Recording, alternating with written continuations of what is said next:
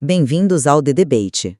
Sabe, geralmente quando pensamos em um encontro com o divino, a gente logo imagina catedrais grandiosas. Ah, com certeza! Aqueles vitrais perfeitamente desenhados, incenso no ar, corais entoando hinos. Exatamente.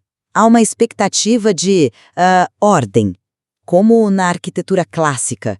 Você entra no santuário e tudo naquele ambiente foi projetado para alguém apontar e dizer, tipo, Deus está aqui. É uma visão bem limpa, né? Sagrado de um lado, profano do outro. Nós gostamos que nossas experiências espirituais sejam previsíveis. Que sejam bem categorizadas. Mas então, você vira a página para a história dos patriarcas no Antigo Testamento e, de repente, esse vitral perfeito se estilhaça. A liturgia impecável é trocada pela poeira brutal do deserto. Nossa, pior poeira possível. Sim, a sua catedral é o relento frio e o seu altar é, honestamente, apenas uma pedra dura servindo de travesseiro. A questão de hoje nos leva diretamente para Gênesis 28. Nós vamos analisar a famosa experiência de Jacó em Betel. O nosso foco hoje é adaptar essa discussão para quem está iniciando os estudos na Bíblia. Vamos explorar termos difíceis, mas manter as coisas claras. Perfeito. E a pergunta central que vai guiar a nossa conversa é esta. O voto de Jacó, logo após o seu sonho com a escada, foi um pedido, tipo uma barganha condicional, ou uma humilde submissão à aliança divina? Olha, é uma daquelas passagens que todo mundo acha que conhece, sabe? Mas que esconde tensões teológicas imensas quando você olha de perto. Sem dúvida. E, bom, para deixar minha posição muito clara logo de início, eu defendo que o voto de Jacó e a consagração daquela pedra representam uma resposta de submissão genuína. Submissão, mesmo com todo o histórico dele. Sim, estou convencida disso. É a aceitação maravilhada da graça de Deus por um homem que está atravessando a maior crise existencial da sua vida. Eu vejo isso de uma maneira diferente. E eu vou focar exatamente no histórico de quem estamos falando. Jacó, neste momento, ainda age sob a sua natureza central de suplantador. O famoso trapaceiro. Exato. Para mim, ele faz do voto uma barganha condicional típica da sua personalidade manipuladora. Ele utiliza até elementos culturais que, beiram o paganismo cananeu para tentar se relacionar com o divino. Olha, eu entendo porque você foca no histórico dele, mas deixa eu dar uma perspectiva diferente sobre o cenário. Vamos entrar na nossa primeira rodada de fatos históricos. Vamos lá. Precisamos entender o que está acontecendo na mente de Jacó aqui, sabe? A jornada dele de Berseba para Harã não é um simples acampamento no deserto. É uma fuga desesperada. Ele está fugindo de Esaú, que quer matá-lo. Isso. Ele roubou a bênção do irmão.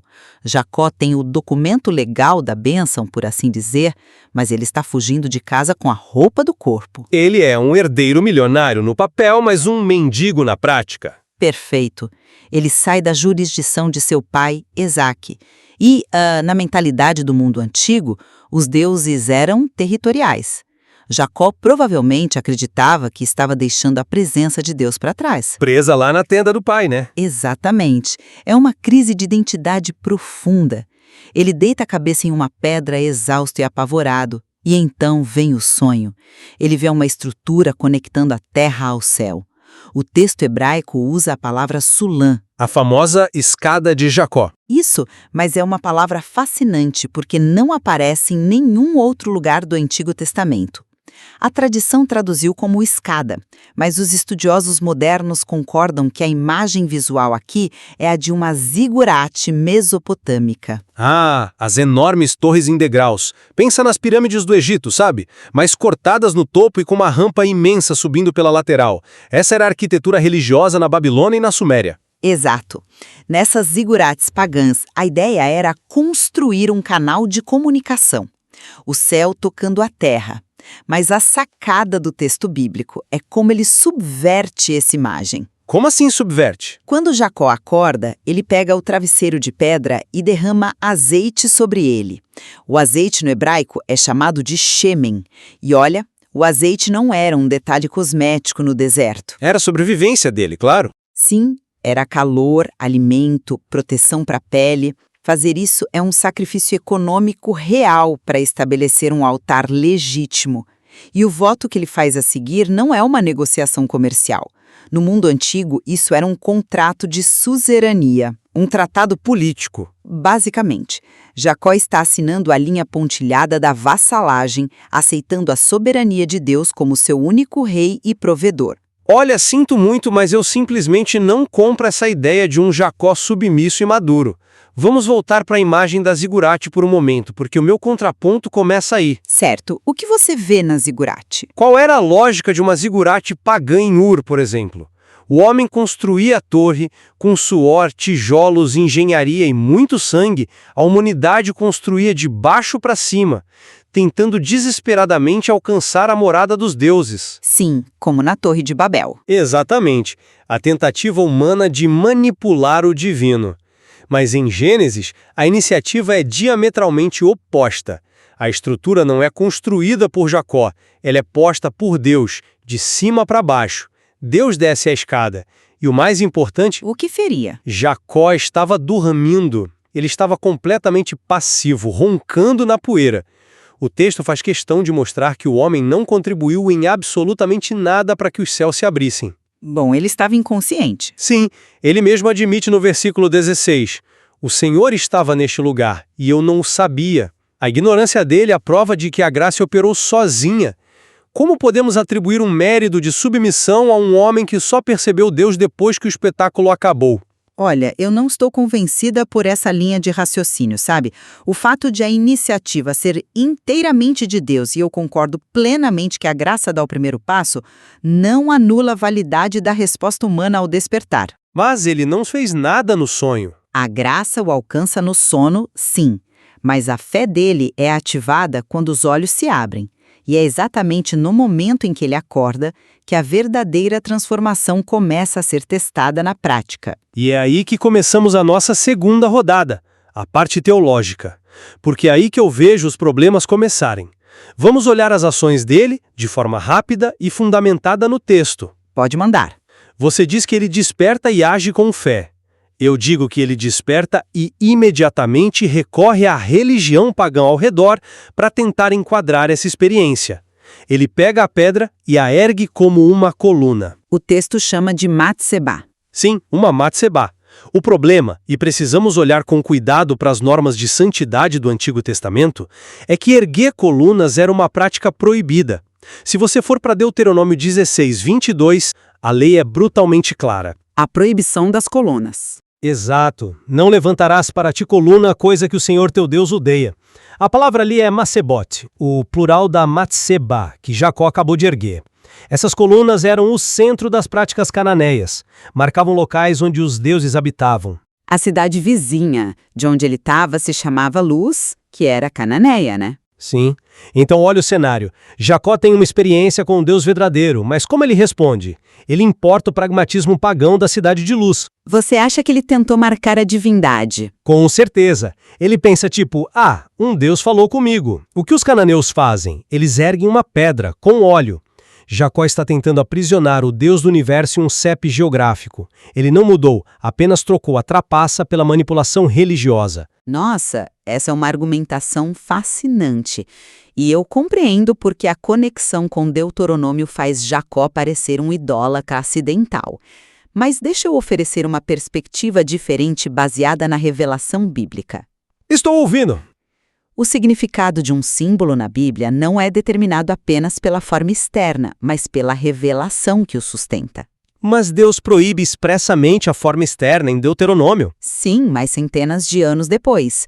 Exatamente porque os cananeus corromperam o símbolo associando-o aos cultos de Baal. Mas no momento de Jacó, a lei ainda não foi dada. A revelação de Deus é progressiva. Então a pedra não era um problema ali. Não, Jacó não está criando um ídolo de adoração.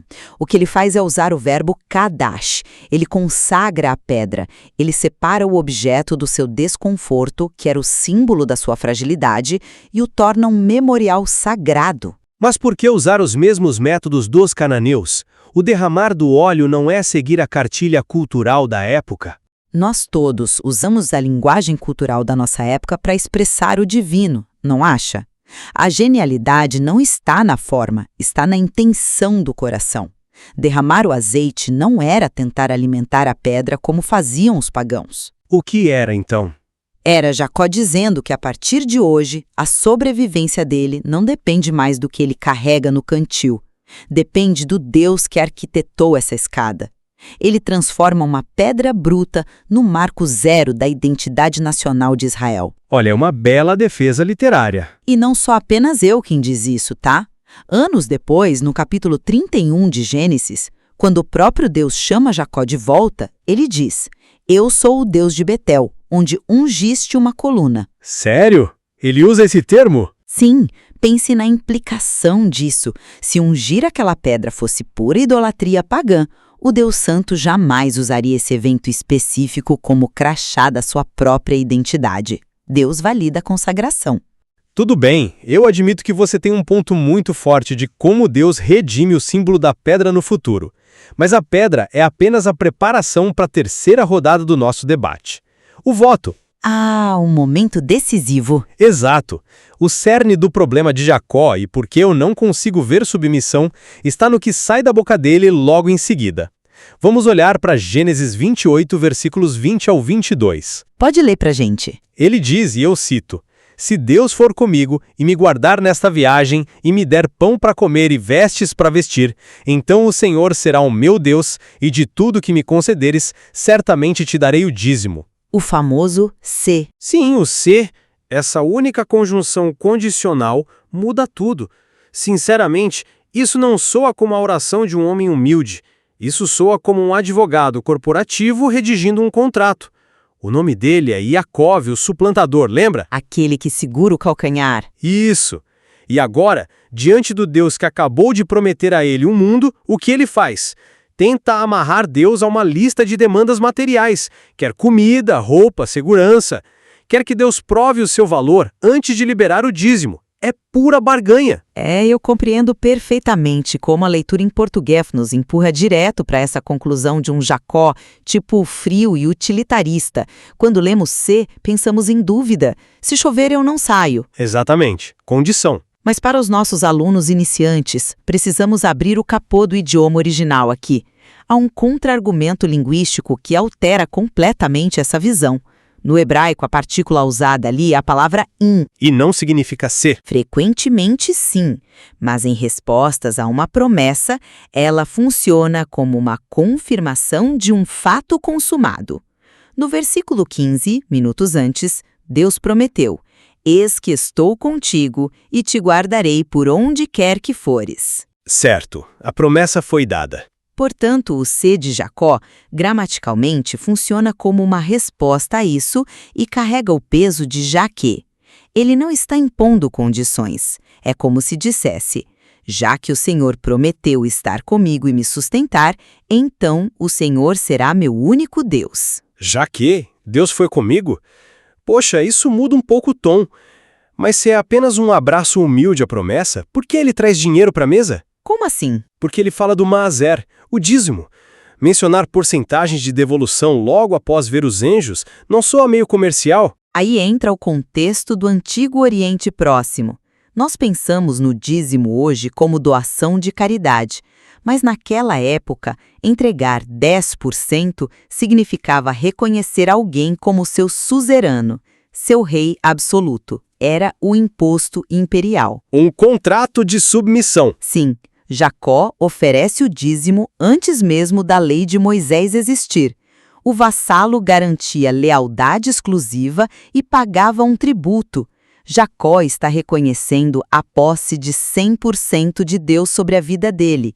Ele está depondo as armas da manipulação. Olha, essa explicação do Jaque, combinada com o juramento de lealdade, nossa, realmente fortalece a sua posição. Dá um peso institucional à atitude de Jacó. Porém, Sabia que via um porém. eu ainda acho que você está dando a ele um crédito espiritual que ele não merece. A gramática permite o Jaque, mas olhe para a vida de Jacó.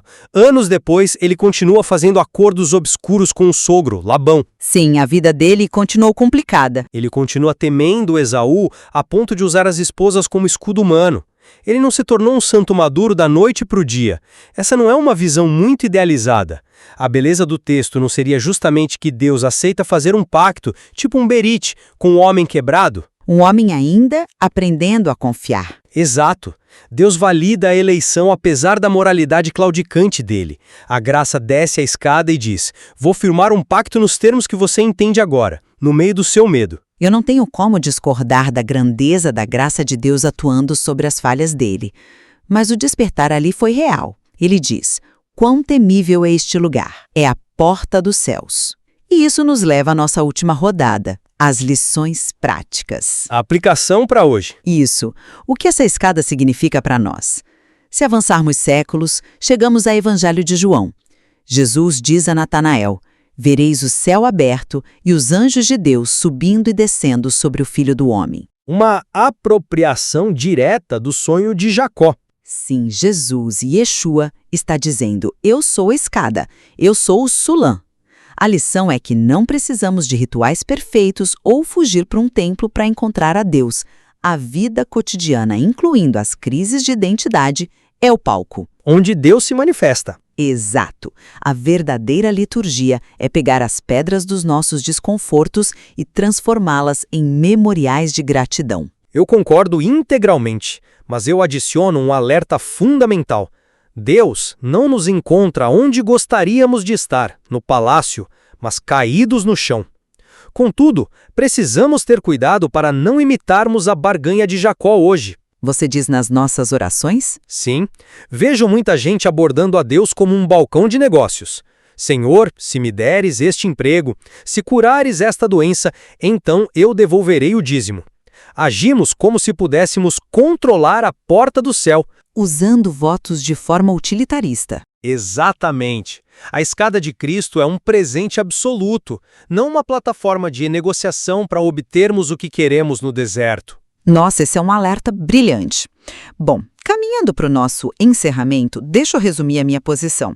Para mim, a jornada em Betel é o despertar de uma consciência espiritual genuína. O voto representa a aceitação maravilhada de um homem que respondeu com entrega total e adoração reverente. E para resumir a minha, eu vejo Jacó ainda como um homem influenciado pela sua cultura de sobrevivência, tentando garantir proteção por meio de termos familiares.